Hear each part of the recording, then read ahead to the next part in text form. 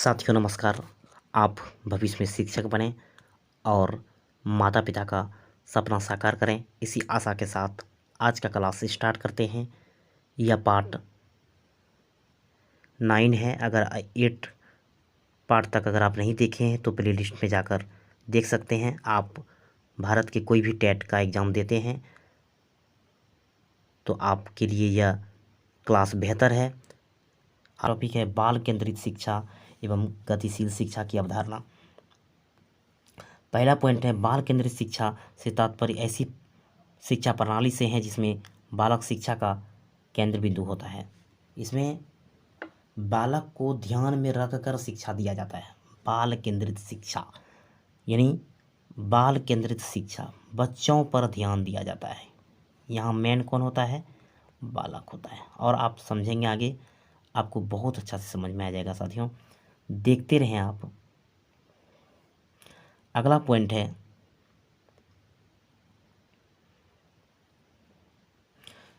आपका है कि बालक का स्थान प्राथमिक तथा शिक्षक का स्थान गौण यानी द्वितीय होता है। क्वेश्चन अगर आ जाता है तो आप समझ जाएंगे कि यहाँ बालक को केंद्र बिंदु माना जाता है। दूसरा पॉइंट है साथियों, बालक के सर्वांगीण विकास पर जोर दिया जाता है। इस टॉपिक पर आप ध्यान दें कि बाल केंद्रित में आपको बालक पर ही पूर्ण रूप से आश्रित हो जाना है। अगर आप शिक्षक हैं तो आपको बालक के अनुसार चलना पड़ेगा और वो उसके अनुसार जो वह सीखना चाहता है उसी आपको सिखाना पड़ेगा। आप अपना मन से आप उसे नहीं पढ़ा सकते हैं, क्योंकि यहाँ पर बालक को सर्वांगीण विकास के लिए आप उसे उसका पहला स्थान यानी बालक को माना जाएगा। बालक के सर्वांगीण विकास पर जोर दिया जाता है। इसमें बालक का सर्वांगीण विकास, सभी विकास पर जोर दिया जाता है। ठीक है, अगला पॉइंट देखिए साथियों, इसके अनुसार शिक्षक को बालक को समझना अति आवश्यक है, अतः शिक्षक को बाल मनोविज्ञान का ज्ञान आवश्यक है। अगर बच्चे को समझना है, बालक को समझना है, तो शिक्षक को मनोविज्ञान का ज्ञान होना बहुत जरूरी है, तभी वो बच्चे को समझ सकता है साथियों।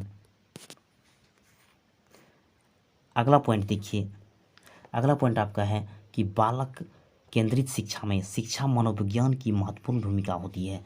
शिक्षा मनोविज्ञान की महत्वपूर्ण भूमिका होती है। जो शिक्षक शिक्षा मनोविज्ञान की ज्ञान लेकर पढ़ाएंगे और जो शिक्षक शिक्षा मनोविज्ञान की ज्ञान की प्राप्त नहीं करके पढ़ाएंगे, दोनों में बहुत अंतर होगा साथियों। दोनों को पढ़ाने में जो मनोविज्ञान पढ़कर पढ़ाएंगे ना, उसे ज़्यादा प्रॉब्लम बच्चे को समझाने में नहीं होगा साथियों। ठीक है, अगला पॉइंट देखिए, इस पद्धति में प्रत्येक बालक पर अलग अलग ध्यान दिया जाता है। इस पद्धति में बालक अलग अलग ध्यान दिया जाता है।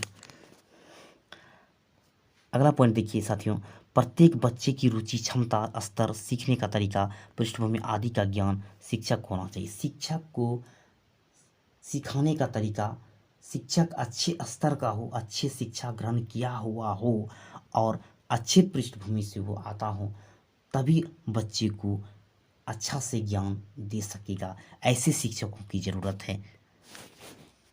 अगला पॉइंट देखिए साथियों, पिछड़े मंद बुद्धि प्रतिभाशाली बालकों के लिए विशेष पाठ्यक्रम व शिक्षण विधियों का प्रयोग किया जाता है।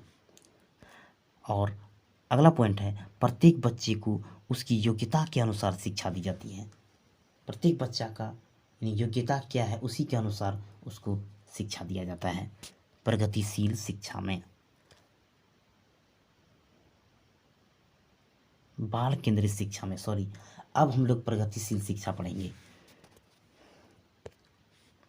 प्रगतिशील शिक्षा देखिए, प्रगतिशील शिक्षा जो है ये बहुत ही इम्पोर्टेंट है। इसको यानी इसमें जो विशेष योगदान है वह आपका जॉन डीवी साहब का है। तो जॉन डीवी जो है पहला पॉइंट है, इस विकास में जॉन डीवी का विशेष योगदान है, बोल सकते हैं। दूसरा पॉइंट है कि प्रगतिशील शिक्षा का एकमात्र उद्देश्य बालक की शक्तियों का विकास, व्यक्ति की विविधताओं को ध्यान में रखकर शिक्षा दी जाती है। बहुत ही अच्छा से मैं आपको मेहनत करके पढ़ा रहा हूँ साथियों। अगर आपको अच्छा लग रहा है तो आप वीडियो को लाइक ज़रूर कर दें साथियों। मैं इतना ही कहूँगा और कुछ नहीं। प्रगतिशील शिक्षा में प्रोजेक्ट विधि, समस्या समाधान विधि, करके सीखना विधि आदि का प्रयोग किया जाता है। अब टॉपिक आ गया है कि प्रगतिशील शिक्षा का उद्देश्य क्या है। प्रगतिशील शिक्षा का उद्देश्य क्या है साथियों? तो पहला पॉइंट है बच्चे को प्रत्यक्ष अनुभव प्रदान किया जाए। दूसरा पॉइंट है बच्चे को क्रियाकलाप करने की स्वतंत्रता देना होगा। यहाँ पर क्रिया यानी कोई भी काम करके बच्चे को सिखाया जाता है। क्रियाकलाप मतलब कोई काम करके बच्चे को सिखाया जाता है। प्रत्यक्ष मतलब कोई भी वस्तु को प्रत्यक्ष रूप से दिखाकर बच्चे को प्रैक्टिकली करवा के आप इस प्रगतिशील शिक्षा को सफल बना सकते हैं। अगला पॉइंट है सामूहिक क्रियाकलाप में सक्रिय सहभागिता का निर्वाह करें। यानी सामूहिक यानी समूह में बच्चे को कुछ करके कुछ एक्टिविटी कराकर सक्रिय सहभागिता दबा करके यहाँ से अच्छे से प्रगतिशील शिक्षा का उद्देश्य यही है कि उसको करके सिखाना, सक्रिय सहभागिता होना चाहिए बच्चों का। अगला पॉइंट है कि विद्यार्थियों को स्वयं सामाजिक समस्याओं को सुलझाने में सक्षम बनाना चाहिए। बच्चे को स्वयं कोई भी प्रॉब्लम आए तो उसे स्वयं जो है करने के लिए और उसे सुलझाने के लिए सक्षम बनाना चाहिए। ये है आपका प्रगतिशील शिक्षा का उद्देश्य। समय सारणी, बैठने की व्यवस्था, शिक्षण पद्धतियाँ आदि में लचीलापन, यानी इसमें ज़्यादा जोर नहीं डाला जाता है। अगला पॉइंट है बालक की मनोविज्ञान को समझना। बालक को समझना अति आवश्यक है। अगला पॉइंट है साथियों बालक के सर्वांगीण विकास पर बल देना। बालक के सर्वांगीण विकास सभी यानी सामाजिक विकास, आर्थिक नहीं सामाजिक विकास, मनोवैज्ञानिक दृष्टि से मानसिक विकास, उसके बाद आपका सर्वांगीण विकास में सभी विकास आ गया। चाहे वो जिसमें अच्छा हो उसको उस प्रकार से शिक्षा देना चाहिए। बालक की इच्छा एवं रुचि, भूल प्रवृत्तियां, प्रेरणा, संवेद आदि सामाजिक स्तर आदि को ध्यान में रखकर शिक्षा प्रदान करना है। और लास्ट पॉइंट है साथियों शिक्षा विधि व अधिगम को व्यवहारिक बनाना। इसमें व्यवहारिक यानी करके सीखने, मेन रूप से आप प्रगतिशील शिक्षा में करके सीखने, बच्चे को सक्रिय बनाकर आप सिखाएं। तो कैसा लगा आज का वीडियो? आई होप कि आपको समझ में आया होगा।